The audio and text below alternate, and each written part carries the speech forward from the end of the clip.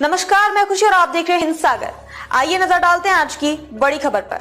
मुस्लिमों को समुद्र में नहीं फेंक सकते, उनसे हो समान व्यवहार। उमराह से लौटे फारूक अब्दुल्ला की गुहार।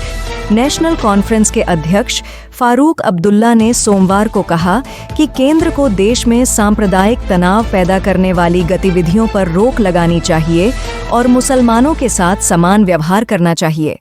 अब्दुल्ला ने यहां संवाददाताओं से कहा, संभल जैसी घटनाएं रोकने की जरूरत है।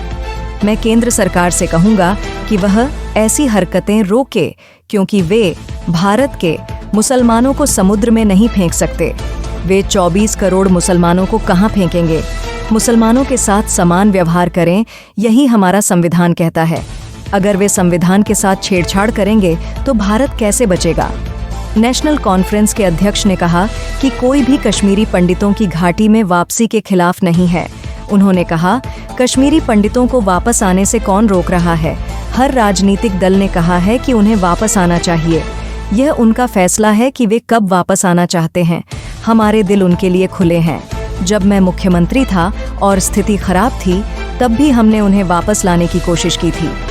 जम्मू कश्मीर में आरक्षण नीति की समीक्षा की मांग पर अब्दुल्ला ने कहा कि सरकार को इसकी समीक्षा करनी चाहिए। उन्होंने कहा, हम सरकार से इसकी समीक्षा करने को कहेंगे। आरक्षण वंचित वर्गों के लिए है ताकि वे बराबरी के स्तर पर आ सकें। नेशनल कॉन्फ्रेंस के नेतृत्व वाली सरकार ने आरक्षण को युक्तिसंगत बनाने की मांगों पर विचार करने के लिए कैबिनेट की उप समिति का गठन किया है। केंद्र शासित प्रदेश में आरक्षण की सीमा 70% तक पहुंच गई है। आतंकियों के साथ कथित संबंधों के चलते पिछले सप्ताह उपराज्यपाल मनोज सिन्हा द्वारा 2 सरकारी कर्मचारियों को बर्खास्त किए जाने के बारे में अब्दुल्ला ने कहा कि सरकार हर चीज पर नजर रखेगी और यह पता लगाएगी कि दोनों कर्मचारियों को क्यों बर्खास्त किया गया।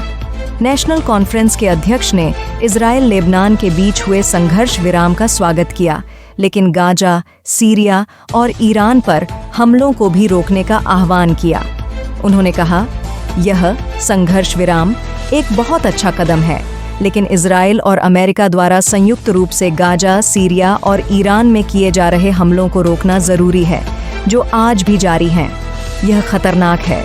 तुरंत संघर्ष विराम होना चाहिए। अब्दुल्ला ने कहा, आपने संयुक्त राष्ट्र सुरक्षा परिषद में बहस देखी होगी। यदि सुरक्षा परिषद के अस्तित्व का कोई उद्देश्य है तो उसे इजराइल को दिए गए निर्देशों पर काम करना चाहिए। उन्हें संघर्ष विराम लागू करना चाहिए और मानवीय सहायता की अनुमति देनी चाहिए। हाल में उमराह यात्रा से लौटे अब्दुल्ला ने कहा कि उन्होंने न केवल कश्मीर के लिए बल्कि पूरे मुस्लिम जगत के लिए प्रार्थना की।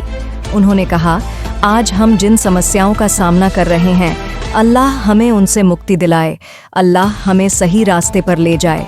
मैंने प्रार्थना की कि हम बुराई से दूर रहें और हमारे देश में फैली धार्मिक नफरत का अंत हो।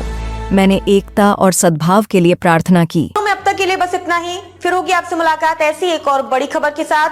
तब तक के लिए नमस्कार और देखते रहिए हिंद सागर। ऐसे ही लेटेस्ट अपडेट्स के लिए हमारे चैनल को सब्सक्राइब करें और तुरंत नोटिफिकेशन पाने के लिए बेल आइकन प्रेस करना ना भूलें।